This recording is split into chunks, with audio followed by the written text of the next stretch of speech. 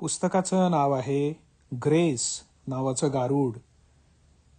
मैत्री पुराण. लिहिलंय दी भा घुमरे यांनी. ग्रेस यांचा माझा प्रथम परिचय 1960-61 दरम्यान झाला. तरुण भारतच्या संपादक मंडळातील स्वर्गीय श्री बापूसाहेब महाशब्दे यांच्या मध्यस्थीनं ते तरुण भारतामध्ये आले.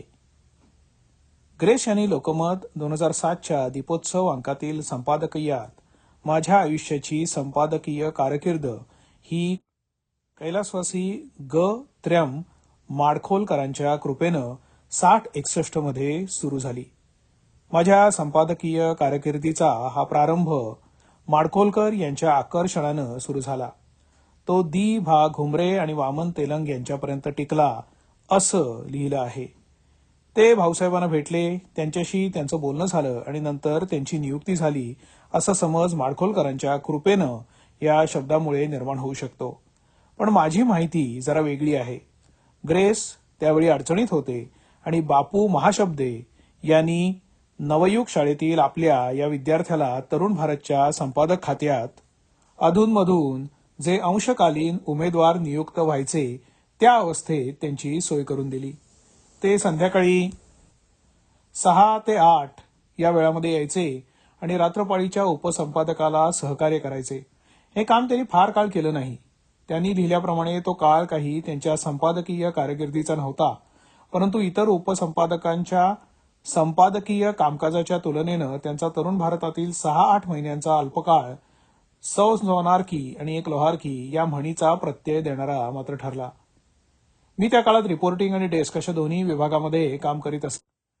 नव्यानंच समोर येत असलेला एक तरुण प्रतिभावंत कवी आपल्यात आला ही आम्हा संपादक खात्यातील दोघा-तिघा उपसंपादकांना खूपच अपूर्वाई ठरली आणि अशा त्या नित्य सहवासाच्या काळात आम्ही दोघे जवळ आलो.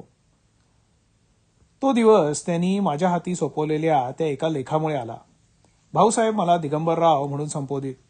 ग्रेस यांनीही तेच संबोधन वापरून हा लेख तुम्ही घरी घेऊन जा, शांतपणे वाचा, प्रसिद्ध करण्यायोग्य असेल तरच प्रसिद्ध करा, यू नीड नॉट फेवर मी असं ते म्हणाले. घरी आल्यावर त्याच रात्री तो संपूर्ण लेख मी वाचला. मी मराठी विषय शिकलेला साधासुधा BA होतो आणि ग्रेस यांचा लेख रसचर्चेचा तळ गाठणारा होता.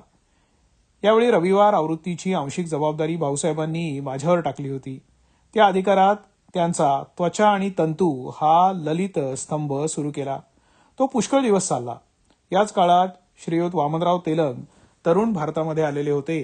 पुढे त्यांच्याकडे रविवार आवृत्तीचं काम देण्यात आलं तेव्हा मधल्या काही काळानंतर ग्रेस यांचा मितवा हा ललित बंधाचा दुसरा स्तंभ सुरू झाला. या दोन्ही स्तंभांना तरुण साहित्यिक आणि तरुण रसिक वाचक यांच्याकडून उत्तम प्रतिसाद लाभला. ग्रेस यांचं गद्यलेखन हे सर्वप्रथम तरुण भारतातून सुरू झालं हे त्यांनीच अलीकडे म्हणजे साहित्य अकादमीचं पारितोषिक मिळाल्यानंतर सांगितलं आहे. आमची मैत्री दिसादिसांनी वाढत होती. एकदा असाच एका शनिवारी मी त्यांच्या घरी गेलो तेव्हा ते घरी नव्हते. त्यांची पत्नी डॉक्टर लीलाताई पूर्वाश्रमीच्या लीला माटे MBBS यांनी मला थांबवलं. चहा आणला आणि आमच्या गप्पा सुरू झाल्या. ओघात ग्रेसच्या कवितांचा विषय निघाला. माझ्याकडून वचन घेऊन त्यांनी मला एक गंमत दाखवली. गंमत हाही त्यांचाच शब्द. ती गंमत होती ग्रेसांच्या रफ कवितांची वही. मी ती चाळत असतानाच लीलाताई म्हणाल्या, मातेच्या उदरातून निघालेलं मूल, विशेषतः त्याचा चेहरा जसा ओबडधोबड असतो तशा या त्यांच्या नूतन प्रसव कविता. यावर मग संस्कार, त्या संस्कारातून पुढे साजिरं गोजिरं रूप. त्याला सांगायचं नाही बरं. मी वचन दिलं होतंच, ते अखेरपर्यंत पाळलं. नंतर मी लीलाताईंना म्हणालो, लीलाताई तुम्ही मला खूप मोठा खजिना दाखवला, त्याबद्दल मी तुमचा कायम ऋणी आहे. 2 वचनं फक्त वाचली होती. पडताळा घेण्याचा प्रसंग कधीच आला नव्हता. ती वचनं होती, poetry is a spontaneous overflow of emotions आणि poetry is 1% inspiration and 99% perspiration. ती स्पॉन्टेनिटी आणि इन्स्पिरेशन या रफ वयांमधून मला दृगोच्चर झालं. ग्रेसची कविता वाचली की मला लीलाताई आठवतात. अर्थात हे ग्रेसच्या प्रारंभीच्या काही कवितांविषयी खरं असेल. नंतर मात्र नवप्रसव आणि संस्कारित या अवस्थाच उरल्या नसाव्यात. देवकीच्या उदरातून बाळकृष्ण त्याच्या 16 कलांसह पूर्ण रूपेण प्रकटला तसाच ग्रेसच्या प्रत्येक कवितेचा उत्सर्ज आणि प्रसव झालेला असणार. ग्रेस यांचा ग्रंथसंग्रह चोखंदळ आणि निवडक होता. मराठी आणि हिंदीच्या बरोबरीनं इंग्रजी ग्रंथसंभार चॉईसेस्ट आणि लेटेस्ट असा होता. तिन्ही भाषांवर प्रभुत्व होतं. लिहिण्या बोलण्यातून ते प्रकट होत असे. 1972 ते 74 या काळामध्ये विदर्भ साहित्य संघाचे मुखपत्र असलेल्या युगवाणीचं संपादकपद त्यांच्याकडे चालून आलं. त्यावेळेला डॉक्टर मिराशी यांच्याकडून तो माझ्यासारख्या साहित्यिक सामान्य पत्रकारांपर्यंत अनेक अशा लोकांकडून लेखन सहकार्य मिळवत होता. युगवाणीला बहुआयामी बनवलं आणि त्याच काळात प्रत्येक लेखकाला 11 रुपये मानधन आणि आभाराचं पत्र पाठवून त्यांचा सन्मान केला. पूर्व काळातील लेखकांना कधीच मानधन मिळालं नसावं. त्यांच्यापैकी काहींनी याबद्दल तक्रारही केली. पण 11 रुपये ही इतकी कमी नाममात्र रक्कम होती की तक्रारकर्त्यांची तक्रार कुणी फारशी मनावर घेतली नाही. याच काळात ग्रेस यांच्याशी मी पहिल्यांदा त्यांच्या कवितांविषयी बोललो. कविता कशी स्फुरते, त्यावेळी किंवा तत्पूर्वी मनामध्ये कोणते तरंग उठतात, जुळवाजुळव कशी होते, असे अगदी सामान्य अडाणी म्हणाना असे प्रश्न मी त्यांना विचारले. या वेळेपर्यंत आमची मैत्री, आमचा घरोबा अगदी दृढ झालेला होता. त्यामुळे प्रथमच मी असं धाडस केलं. क्षणभर त्यांनी माझ्याकडे रोखून पाहिलं. धाडस अंगाशी येणार म्हणून मी घाबरलोही, परंतु तसं काही नव्हतं. अगदी मोजक्या शब्दात ते म्हणाले, रात्रीचा पहिला प्रहर उलटल्यावर मला जाग येते तीच मुळी डोक्यात शब्द, कल्पना, प्रतिमांची दाटी होऊन.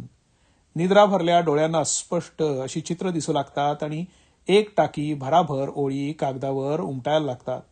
प्रचंड थकवा येतो आणि मी अंथरुणावर कधी कसा लवणतो हे दुसऱ्या दिवशी मला आठवतही नाही. तुम्हालाच म्हणून हे सांगितलं, याचा प्रचार मात्र करू नका, हीच हात जोडून विनंती. योगायोग पहा कसा असतो.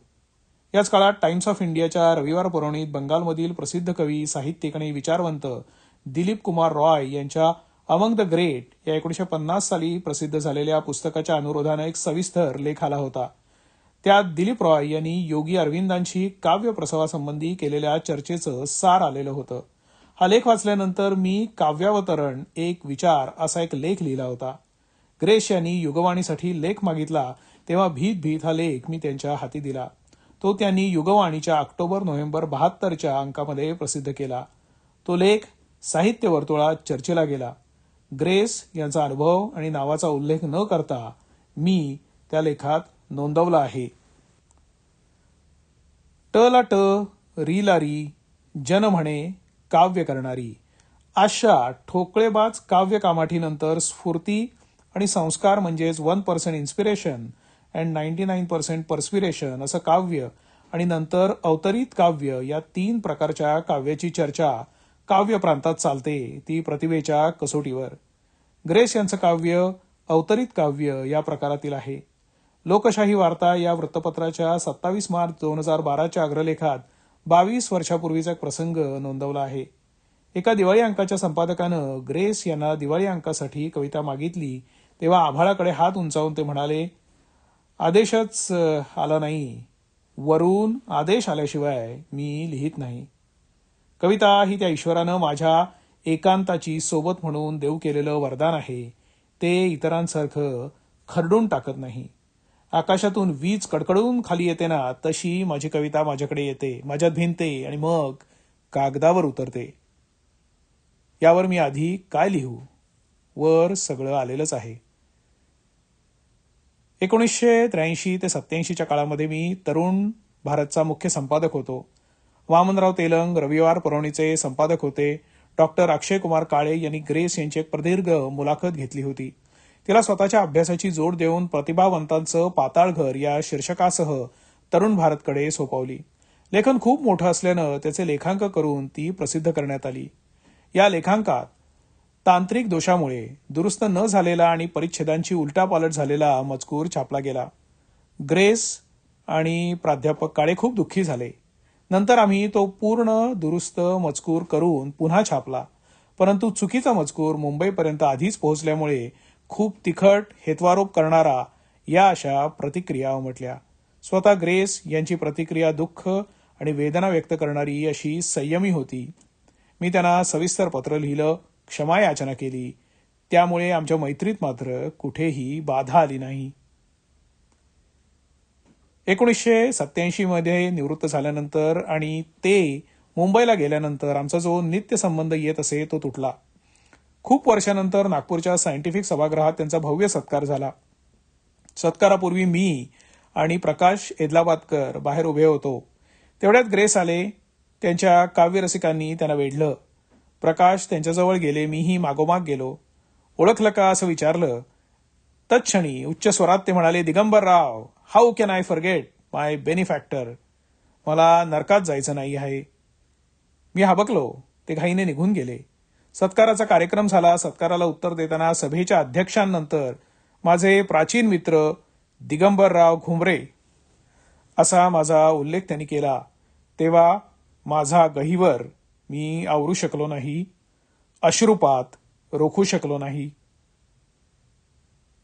त्यांच्या अडचणीच्या वेळी मी त्यांना शक्य होईल तितकी मदत केली होती. बस इतकंच. तशी ती आपण एकमेकांना करतोच. संध्याकाळच्या कविता हे पुस्तक भेट देताना त्यांनी दर्शनी पृष्ठावर लिहिलं होतं, प्रिय Digambarrao Ghumare, with regards and love. It is a fact that you are interested in poetry. I am not concerned with that, but I feel definitely that you care with me when I was standing on the brink of darkness. I must mention the dignity of this relation. Grace, 1 December 1967. शिखराकडे निघालेला नव्या युगाचा हा महाकवी माझ्यासारख्या एका सामान्य पत्रकाराशी जडलेल्या त्याच्या नात्याची प्रतिष्ठा जपतो आणि कृतज्ञ भाव व्यक्त करतो. हा त्यांच्या मनाचा मोठेपणा माझं मन मोहरून टाकणारा ठरला. दिवस येत होते, सरत होते, वर्ष उलटत होती, वय वाढत होती. त्यांच्या प्रसिद्ध होणाऱ्या कविता वाचून आठवणी उफाळून येत होत्या. भेटीची ओढ लागे. ना कधी फोनवरून बोलणं, ना कधी पत्रव्यवहार. वाटायचं a flower once bloomed for ever dies. पण नाही. कितीतरी दिवसांनी 2007च्या दिवाळीत माणिकरावांनी मला एक गोड धक्का दिला. त्या वर्षीच्या लोकमत दीपोत्सवचा वैभवशाली देखणा अंक त्यांनी माझ्याकडे पाठवला. पाठोपाठ फोन आला. त्या वर्षी ग्रेस त्या अंकाचे अतिथी संपादक होते. फोनवर ते म्हणाले, दिगंबरराव, अंक मिळाला ना? मी होय म्हणताच ते पुढे म्हणाले, त्यात माझं रामायण आहे. वाल्मिकीनंतर ग्रेसनं माझं रामायण लिहिलं आहे. महाभारतही लिहिणार आहे, एवढंच. घरी बोलावलं तर प्रयत्न करतो म्हणाले, पण नसेल जमलं. त्या अंकातील त्यांचं संपादकीय वाचलं. एक तमाशा हुआ गिला न हुआ या मथळ्यातील त्या तालेवार का संपादकीयात लोकमतचे तत्कालीन संपादक किशोर कुलकर्णी यांनी त्यांना 21 कविता या अंकासाठी द्याव्या अशी विनंती केल्यावरून त्यांनी माझं रामायण आणि जीएनची आठवण सादर केलं. त्यांच्या संपादकीयात द्रौपदी आणि सीता या दोघींच्या एकाकीपणातील फरक अधोरेखित करताना ग्रेस लिहितात, या 21 कवितांमध्ये व्यक्त झालेली अनुभवांची बंदिश माझ्या तथाकथित प्रतिभेवर पडलेल्या रामायणाच्या बिंब प्रतिबिंब भावाची जटिल सरमिसळ झाली असली तरीसुद्धा त्यांचं एकमेवाद्वितीय रहस्य केंद्र मात्र फक्त सीता, तिचा एकाकीपणा, वनवास आणि एकांतच आहे. या 21 कवितांचं सर्जन हे त्यांच्या अतिमानसातून अवतरलेलं, आर्ष प्रतिमांनी समृद्ध झालेलं आणि शब्द जैसे कल्लोळ अमृताचे असे सोनियाचा देह धारण करून प्रकटलेलं, अंतःकरणात झंकारलेलं, अलौकिकाच्या पातळीवर घेऊन जाणारं प्राचीन संचिताचं प्रातिभ नवसर्जन आहे. माझ्यासारख्या सामान्य यावर कोणती आणि कशी दाद देणार, कसा धजावणार? मी त्यांना फोन करून सांगितलं, माणिकराव, माझं रामायण वाचलं. आता माझं महाभारत त्याच्या प्रतीक्षेत आहे. यावर ते काहीच बोलले नाहीत. प्रकृती कशी आहे, दिवाळी कशी झाली ही विचारपूस आणि ते स्वाभाविकच होतं. त्यांच्याच काय, पण इतरांच्याही कवितांवर आम्ही कधीच बोललो नाही. त्यांच्या कवितांसंबंधी ना त्यांनी कधी अभिप्राय विचारला, ना मी कधी तो त्यांना दिला. आम्ही फक्त निखळ मित्र होतो. आमच्या मैत्रीचं फूल ना गुलाबाचं होतं, ना मोगऱ्याचं होतं.